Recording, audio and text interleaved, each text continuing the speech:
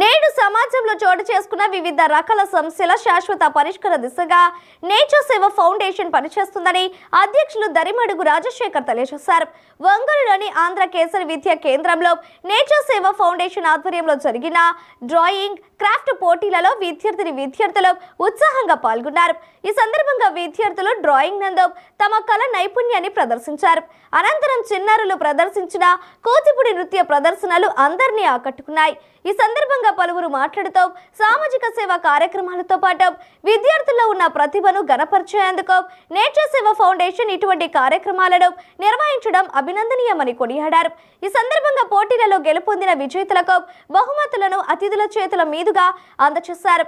ఈ కార్యక్రమంలో నేచర్ సేవ ఫౌండేషన్ ప్రకాశం జిల్లా కమిటీ సభ్యులు సురేష్, ఏకేవికి డిగ్రీ కళాశాల principal Venkateswararao Reddy, Srishti arts academy director Ravindra, Malyadri Naidu, కసిబిసి Nageswararao, Tanneeru Suresh, doctor G Ravi, Samarasatha Seva foundation convener Upputuri Venkat తదితరులు పాల్గొన్నారు.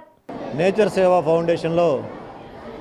సేవా ఫౌండేషన్ అధ్యక్షుడైనటువంటి మా మిత్రుడు రాజశేఖర్ గారు ఆహ్వానం మేరకు ఈరోజు నేను కూడా నేచర్ సేవా ఫౌండేషన్ వారి కార్యక్రమంలో భాగం అవటం ఎంతో సంతోషంగా ఉంది.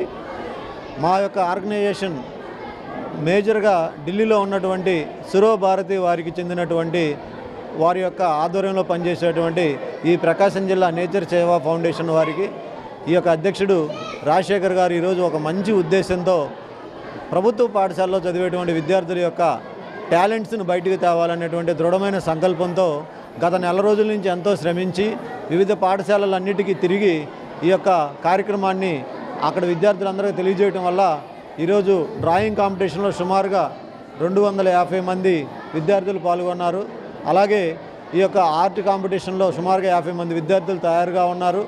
అలాగే పబ్లిక్ స్పీకింగ్ ప్రజలకు జనానికి విద్యార్థులకు ఎంత ముఖ్యమో మనందరికీ తెలిసిందే. ఆ విషయాన్ని ఏమాత్రం నెగ్లెక్ట్ చేయకుండా ఈరోజు పబ్లిక్ స్పీకింగ్ కాంపిటీషన్ కూడా వారు ఏర్పాటు చేసి ఉన్నారు.